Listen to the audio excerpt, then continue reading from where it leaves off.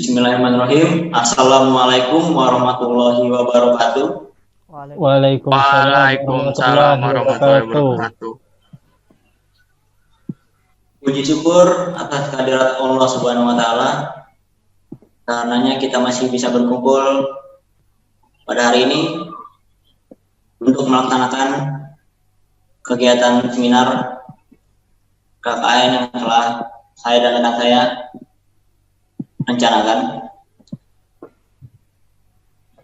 Yang kami hormati Ibu Fatmawati sebagai Direktur Perusahaan PT Putra Salim Teknologi yang telah mengizinkan kami untuk melaksanakan kegiatan kuliah kerja nyata di PT Putra Salim Teknologi ini. Tidak lupa kami berterima kasih juga kepada Bapak Septian Ade Putra sebagai Manajer Perusahaan PT Putra Salim Teknologi. Dan tidak lupa kami juga berterima kasih kepada saudara-saudara rekan sekalian yang telah berkenan hadir pada kesempatan kali ini. Selamat siang semuanya. Salam sejahtera bagi kita semua. Saudara-saudara yang saya hormati, sebagaimana tercantum pada pengumuman sebelumnya, seminar pada kesempatan hari ini akan membahas tentang tema pentingnya desain dalam berbagai sektor industri di era 4.0 di PT Putra Salim Teknologi.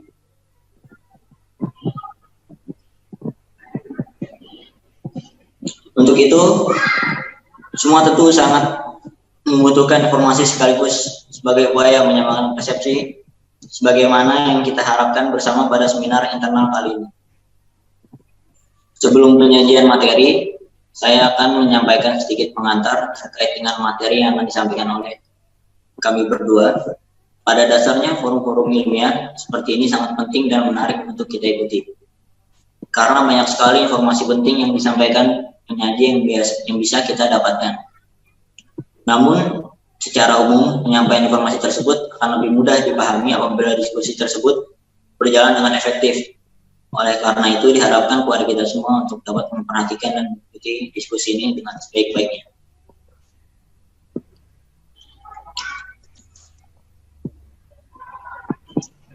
Baiklah, langsung saja kita ke materi utama yang akan saya jelaskan terlebih dahulu.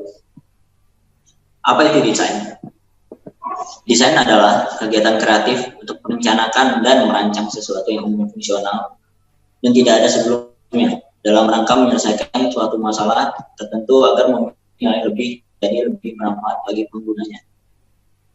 Desain dapat menghasilkan ragam produk, mulai dari benda fisik atau benda pakai seperti baju, peralatan rumah tangga, kria, dan sebagainya. Kontradiktif dengan berbagai benda tersebut, desain juga digunakan untuk membuat hal yang lebih psikis seperti menghasilkan kenyamanan visual pada tampilan terbuka website, aplikasi ponsel, dan sebagainya. Arsitektur dan interior juga dapat menjadi produk hasil dari proses desain tersebut. Selanjutnya, di sini kami menyiapkan beberapa pengertian desain dari beberapa ahli, yaitu dari Budi Wiwancoko. Menurut Budi Wiwancoko, desain adalah segala hal yang berkaitan dengan pembuatan konsep, analisis data, project planning, drawing atau rendering, cost calculation, prototyping, frame testing, dan test riding. Kemudian menurut Soekarno dan Lanawati Basuki, pengertian desain adalah suatu pola rancangan yang menjadi dasar pembuatan suatu benda, contohnya seperti busana. Kemudian menurut J.B. Resmith, desain adalah kegiatan kreatif yang melibatkan penciptaan sesuatu yang baru dan berguna yang tidak ada sebelumnya. Lebih lanjut, Yasar menjelaskan, dengan demikian desain merupakan kegiatan kreatif progresif dengan produk akhirnya adalah kebaruan dan perbedaan. Kemudian menurut Page, desain didefinisikan sebagai lompatan imajinatif dari realitas sekarang menuju kemungkinan masa depan. Kemudian yang terakhir menurut Bruce Nussbaum, definisi desain adalah wahana pembantu untuk melaksanakan inovasi pada berbagai kegiatan industri dan bisnis. Kemudian ada 5 metode desain, yaitu trend spotting, managing, redefining, exploring, dan prototyping. Apa itu trend spotting? Trend spotting adalah metode desain berdasarkan tren yang sedang berkembang pada saat ini.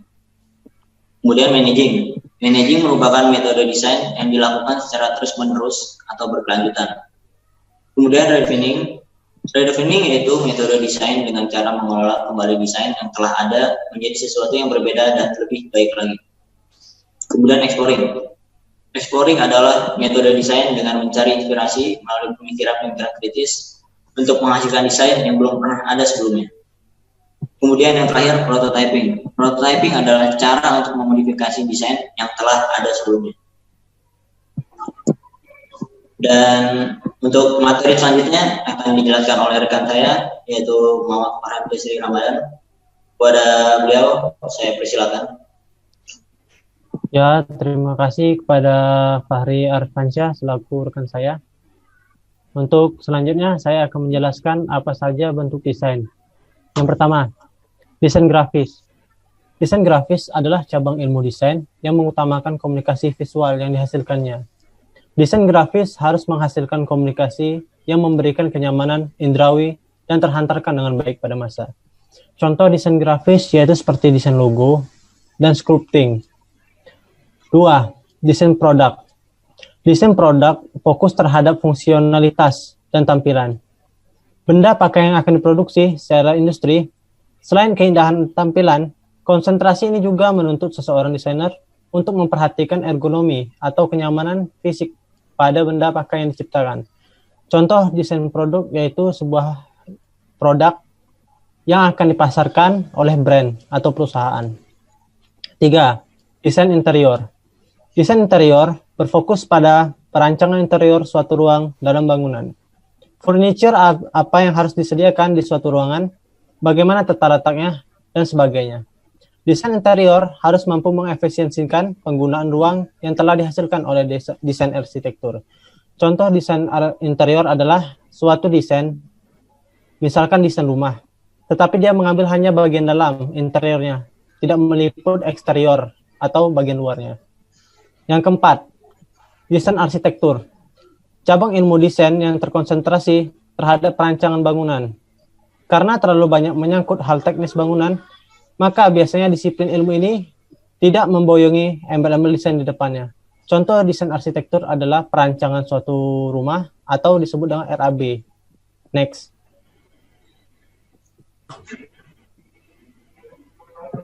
Kenapa desain dibutuhkan pada industri?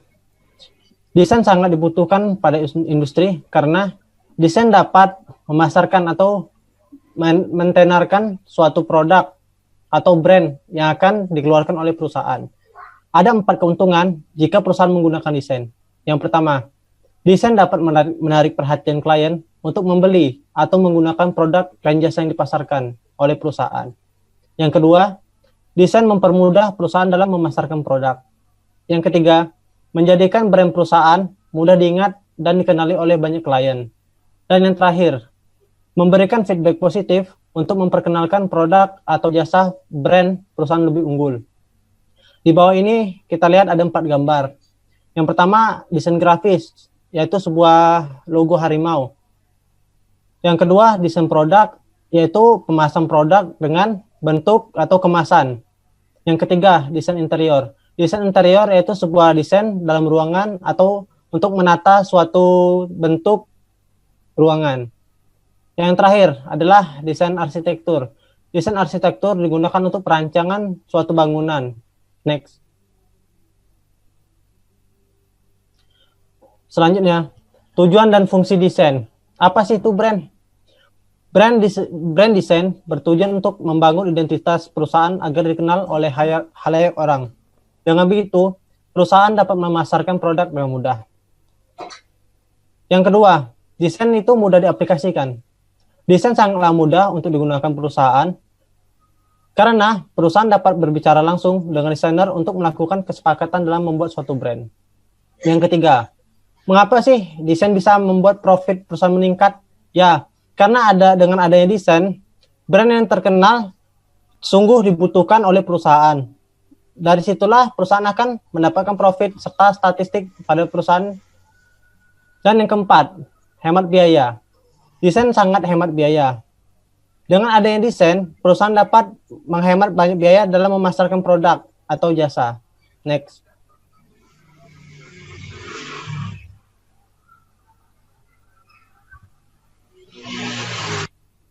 Penerapan desain antara perusahaan dan desainer. Sebelum perusahaan menggunakan jasa desain, sebaiknya perusahaan atau kedua belah pihak harus membuat suatu kesepakatan. Mengapa harus ada kesepakatan? Karena perusahaan dan desainer harus melakukan kesepakatan terlebih dahulu untuk membuat planning dalam sebuah brand. Yang kedua, kedua belah pihak harus membutuhkan transaksi. Jika telah melakukan kesepakatan di awal, perusahaan harus membayar biaya kepada desainer, dan desainer akan mengerjakan logo brand sesuai dengan kesepakatan. Yang ketiga, jika telah menerapkan kesepakatan dan melakukan transaksi, maka desainer akan memberikan sebuah hasil. Jika desainer telah menyelesaikan hasil desain, maka perusahaan dapat menggunakan desain tersebut tanpa ada copyright dari brand yang lain. Dan yang terakhir, jika konsumen atau perusahaan tidak puas dalam hasil desainnya, maka perusahaan dapat meminta revisi kepada desainer jika masih belum memenuhi ketentuan yang disepakati oleh kedua belah pihak. Next. Brand terkenal dalam berbagai bidang. Di balik brand yang terkenal, ada CEO dan desainer yang hebat. Contohnya, Apple dengan CEO-nya Steve Jobs. Apple sangat populer di kalangan atas atau yang dikenal dengan high-end. Kenapa Apple bisa mentenarkan brandnya? Karena Steve Jobs dan desainernya merancang suatu produk yaitu handphone. Handphone ini dirancang khusus untuk dijualkan atau dipasarkan kepada klien. Yang kedua, Google. Google sangat dibutuhkan di dunia sekarang ini, apalagi dunia maya. Sundar Pichai adalah CEO dari Google. Jika tidak ada Google, maka klien atau perusahaan sangat sulit untuk mengakses jaringan melalui jaringan untuk melakukan browsing. Selanjutnya, untuk bagian fashion, kita mempunyai Nike dengan CEO Phil Knight. Dan selanjutnya, ada juga desain yang meliputi otomotif, yaitu Ferrari, dengan CEO-nya Enzo Ferrari. Selanjutnya, pada desain sebuah tas atau produk branded, kita menggunakan produk-produk yang bagus, misalkan Gucci. Gucci mempunyai CEO yang bernama Guccio Gucci. Dan selanjutnya, untuk desain pada brand produk rumah tangga, kita mempunyai IKEA dengan CEO Ingvar Kamprad. Dan terakhir, desain atau brand yang terkenal yaitu Coca-Cola dengan CEO-nya John Pemberton. Pada kesimpulan, saya akan mempersilahkan Saudara Fahri untuk melanjutkannya. Terima kasih. Demikian materi yang telah kami berikan. Sekiranya jika ada yang belum paham, selanjutnya kami membuka sesi tanya jawab untuk audiens sekalian. Jika ada yang mau bertanya, silakan ajukan pertanyaannya. Saya mau bertanya. Ada yang mau bertanya? Ya, baik, Saudara Fakih. Apakah ada yang mau ditanyakan? Tadi saya lihat tadi ada 4 macam desain situ. Pertama itu ada desain grafis, terus desain produk, sama desain interior, sama terakhir desain instruktur ya. Arsitektur. Kira-kira itu 4 macam desain itu menggunakan software apa saja? Apa nama software yang dipakai? Terima kasih, itu saja yang saya tanya. Ya, terima kasih Saudara Fakih sudah memberikan pertanyaan kepada kami berdua. Apakah ada yang mau bertanya lagi? Jika tidak, pertanyaan akan langsung dijawab oleh rekan saya, Muhammad Farhan. Tidak, cukup. Baiklah, untuk Saudara Farhan, saya persilakan untuk menjawab pertanyaan dari Saudara Fakih. Saya Oke, persilakan. saya akan menjawab pertanyaan dari saudara Fakih. Apa saja sih software yang digunakan pada 4 desain tersebut? Yang pertama, desain grafis. Desain grafis itu seperti membuat logo atau sculpting, membuat objek ataupun font. Biasanya, desain grafis menggunakan software Photoshop, Corel Draw, dan Adobe Illustrator. Untuk selanjutnya, desain produk. Biasanya desain produk ini ada 2 tipe. Yang pertama, kita harus merancang objek atau bentuk. Yang kedua, kita harus merendernya agar bisa menjadi realistis. Biasa software yang digunakan yaitu SketchUp, Keyshot, dan Keyshot. Yang ketiga itu ada desain interior. Desain interior itu termasuk desain arsitektur tetapi bagian dalam. Nah, itu menggunakan software SketchUp, AutoCAD, dan lain-lain. Biasanya kalau desain interior harus menggunakan rendering juga. Dalam rendering, kita harus merender software yang menggunakan Lumion. Yang terakhir, desain arsitektur. Desain arsitektur menggunakan sebuah perangkat lunak software yaitu SketchUp. Terima kasih. Baik, untuk saudara Fakih, apakah sudah jelas Ya, jawaban yang diberikan oleh ya rekan sudah, saya Farhan? ya sudah jelas. Terima kasih. Baiklah, terima kasih.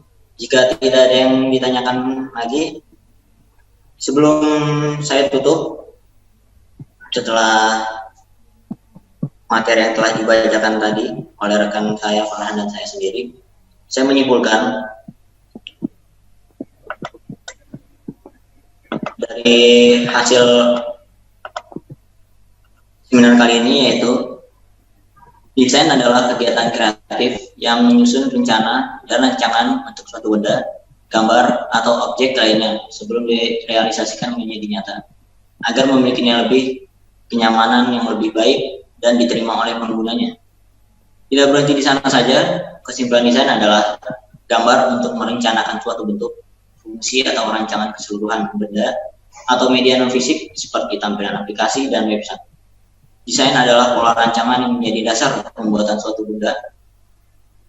Desain juga adalah suatu rencana yang terdiri dari beberapa unsur untuk mewujudkan suatu hasil yang nyata. Itulah kesimpulan yang saya dapatkan dari hasil seminar kali ini. Sebelum kami tutup acara seminar kali ini, kami juga menyiapkan sebuah kuesioner berbentuk Google Form yang akan kami kirimkan. Kami harap audiens sekalian bisa mengisinya dan kemudian kami akan mengolahnya kembali. Terima kasih untuk audiens sekalian yang sudah menyediakan waktunya untuk ikut serta dalam kegiatan seminar kami kali ini. Akhir kata, kampus kami memiliki semboyan, yaitu mau jadi sarjana Bisa mandiri tempatnya. Wassalamualaikum warahmatullahi wabarakatuh. Waalaikumsalam. Waalaikumsalam warahmatullahi wabarakatuh.